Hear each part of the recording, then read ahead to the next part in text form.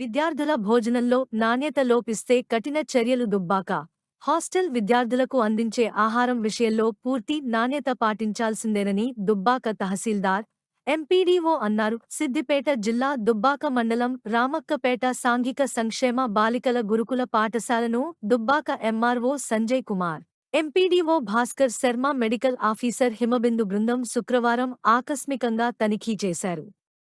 ఈ సందర్భంగా Dubbaka MRO Sanjeev Kumar, MPDO Bhaskar Sharma మాట్లాడుతూ సిద్దిపేట జిల్లా కలెక్టర్ ఆదేశాల మేరకు శుక్రవారం రోజున రామక్కపేట సాంఘిక సంక్షేమ బాలికల గురుకుల పాఠశాలను సందర్శించామన్నారు.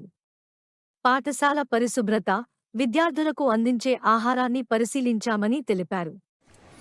ఈరోజు గౌరవ జిల్లా కలెక్టర్ సిద్దిపేట గారి ఆదేశం మేరకు నేను, ఎంపీడీఓ గారు, మెడికల్ ఆఫీసర్ మరియు ఎంఈఓ గారు కలిసి ఈ రెసిడెన్షియల్ పాఠశాలను సందర్శించడం జరిగింది. దీనిలో భాగంగా విద్యార్థులకు అందిస్తున్నటువంటి విద్య గురించి, వారికి అందిస్తున్న సౌకర్యాల గురించి, వారికి భోజన వసతి గురించి మొత్తం పరిశీలించడం జరిగింది.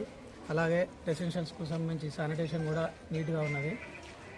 అన్నిటికి సంబంధించి కూరగాయలు కానీ, ఏజెన్సీ వాళ్ళు కానీ, రైస్ సప్లయర్ కానీ అన్ని బియ్యం సరఫరా మంచిగా చేస్తున్నారు. విద్యార్థులు కూడా నాణ్యమైన ఫుడ్ అందిస్తున్నారు. మెడికల్ ఆఫీసర్ కూడా ఎప్పటికప్పుడు సందర్శించి విద్యార్థులకు అవసరమైన వైద్య సౌకర్యాలు అందిస్తున్నారు.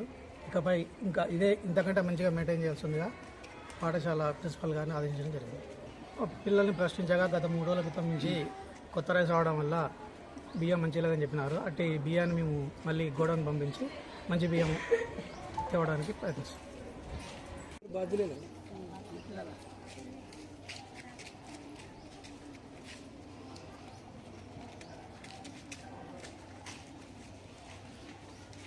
దానిని సెకండ్ ఇయర్ చదువుతున్నా. ఇప్పుడు సిఈసి మేము మొన్నటి వరకు రైస్ మొత్తం మెత్తగా కావడం, పలుకులు ఉంది. ఇప్పుడు ఓకే, 3-4 డేస్ నుంచి బాగానే పెడుతుర్రు. అన్ని కర్రీస్ కూడా బాగుంటున్నాయి. స్పెషల్ ఫుడ్ కూడా ఇప్పుడు రేవంత్ రెడ్డి చేసిండు కాబట్టి స్పెషల్ ఫ్రూట్స్ అన్ని కానీ బాగా ఇస్తుంది. బాగానే ఉంది సార్.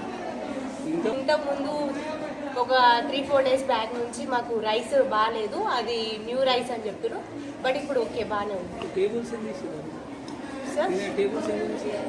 టేబుల్స్ ఉన్నాయి సార్, బట్ కింద సఫిషియెంట్ ఉన్న వాళ్ళు కింద కూర్చుంటారు, పైన సఫిషియెంట్ ఉన్న వాళ్ళు పైన కూర్చుంటారు, అంతే.